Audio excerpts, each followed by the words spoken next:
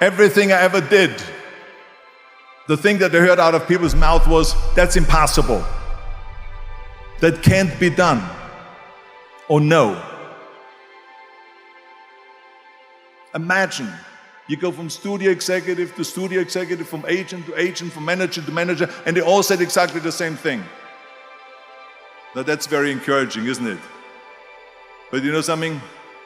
I didn't give a shit. Because I believed that I can be a leading man. I believed that I could be another Clint Eastwood, or another Burt Reynolds, or another Warren Beatty, or whatever those characters were, Charles Bronson and so on. I believed that I could be those people. I said, there's enough room on that ladder that I can fit up there. And I looked back again and learned from what I learned in sports. In my case, in bodybuilding. It's all about the hard work that you put in. I said to myself, in bodybuilding, I worked out 5-6 hours a day. I'm going to do the same thing now for acting. So whenever someone said to me, it can't be done, I heard it can be done. When they said no, I heard yes. And when they said it's impossible, I heard it is possible. Because I am a strong believer. Well, I'm going to be the one, I said to myself, I'm going to do it and I'm going to show it to them. Maybe it has never been done before. That's perfectly fine with me. But I'm going to do it. And I did not listen to the naysayers. So people always ask me, when they saw me in the gym in the pumping iron days, they said, why is it that you're working out so hard? 5 hours a day, 6 hours a day, and you have always a smile on your face. The others are working out just as hard as you do, and they look sour in the face. Why is that? And I told people all the time, I said, because to me, I'm shooting for a goal. In front of me is the Mr. Universe title. So every rep that I do gets me closer to accomplishing that goal, to make this goal, this vision turn into reality. Every single set that I do, every repetition, every weight that I lift will get me a step closer to turn this goal into reality. So I couldn't wait to do another 500-pound squat. I couldn't wait to do another 500-pound bench press. I couldn't wait to do another 2,000 reps of sit-ups. I couldn't wait for the next exercise, for the next half hour of posing and all the kind of things that you have to do. You'll be a champion.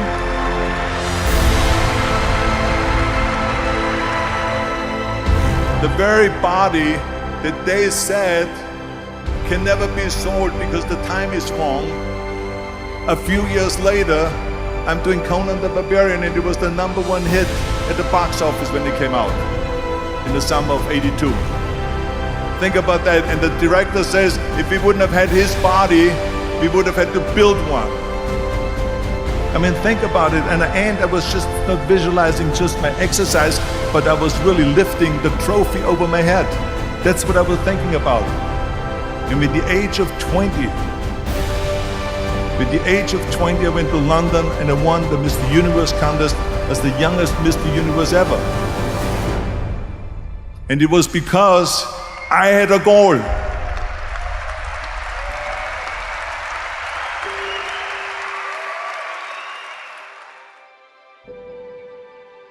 Because I believed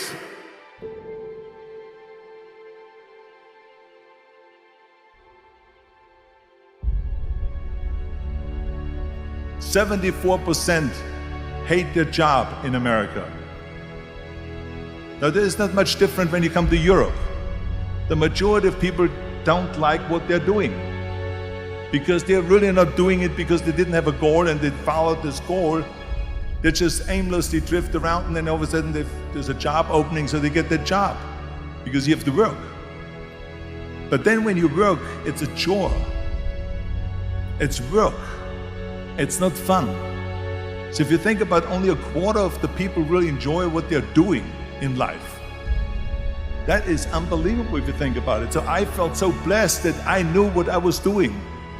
It's like a medical student that studies and knows he wants to become a doctor. You know where to go. So I knew where to go. You see, if you don't have a vision of where you go, and if you don't have a goal where you go, you drift around and you never end up anywhere. It's like you can have the best ship in the world, you can have the best airplane in the world. If the pilot or the captain doesn't know where to go, it would just drift around. It would not end up anywhere, or most likely in the wrong place. And I didn't really like Austria when I grew up. I couldn't wait to get out of there. I couldn't see myself becoming a farmer or a worker in a factory or anything like that. Even though my parents wanted me to stay there and have a normal life. But that was their vision, not mine. My vision was totally different. I felt that I was born for something special, for something unique, for something big. Do you know how great it felt that I knew where I was going? Imagine the majority of people don't know where they're going. I knew where I was going. So it was just a question of how do you do it? I asked a studio executive, I say, I want to get into movies. I want to be a leading man. He started laughing. So they all say it's impossible. I said, why is it impossible? He says, because look at how big you are. You weigh 250 pounds. And then they told me, he says, and your accent, even if you reduce all your body weight and everything and have a normal body, your accent. He says, no one in Hollywood ever has become a leading man that had an accent. Doesn't happen. They said, no, you see, it's impossible. And plus your name who can pronounce Schwarzenegger or something like that.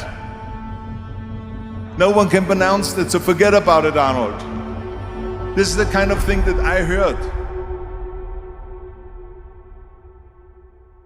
It's all about the hard work that you put in. I said to myself, in bodybuilding, I worked out 5-6 hours a day. I'm going to do the same thing now for acting. Accent removal, acting classes, and all of this stuff, all day long. I worked and I worked and I worked. And then all of a sudden, I was asked by Dino De Laurentiis in the Universal Studio, biggest studio, to star in Conan the Barbarian. And after I did Conan the Barbarian, the director at the press conference said to the press, if we wouldn't have had Arnold, we would have had to build one. So all of a sudden, my body became an asset, not a liability. And the same thing was with Terminator. After we were finished filming Terminator, Jim Cameron said to the press, if Arnold wouldn't have had that accent and talked like a machine, I think the movie wouldn't have worked. So think about that. The body and the accent that they attacked was an asset.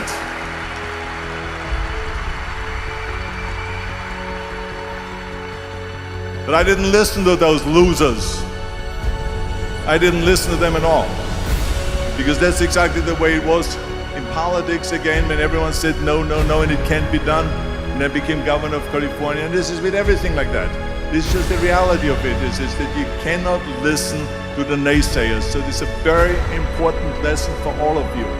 So when someone says, no, this is a stupid idea, you in your mind, you don't have to say it, but in your mind just say to yourself, you know. What do you know?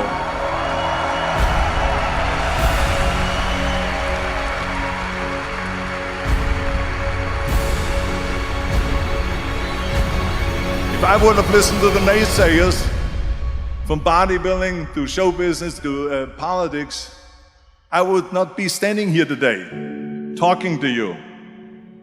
I would be in Austria in the Alps, yodeling. That's right. I would be in Austria, still left, yodeling.